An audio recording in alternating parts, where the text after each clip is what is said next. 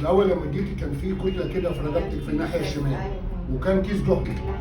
ولما عملت الاشعه انا لقيت نتوءات في الغده الدرقيه. فانا بقى قلت لك والله بقى احنا كده كده هنعمل عمليه ونشيل الكيس ويبقى نشيل الغده. صح ولا انا غلطان؟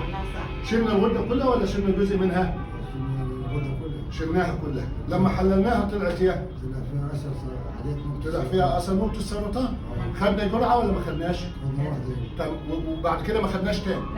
يعني هي جرعه وما خدناش تاني. كل اللي عم تاخديه الوقت البرشمتين اللي هم قبل الفطار.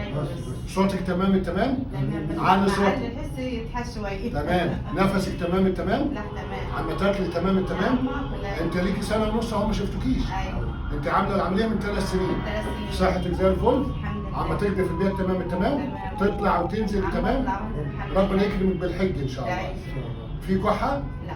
كل امورك تمام؟ تمام. ان شاء الله خير. انا بس حتى عملت لك التحليل بتاع الغده دلوقتي لقيته مظبوط الحمد لله.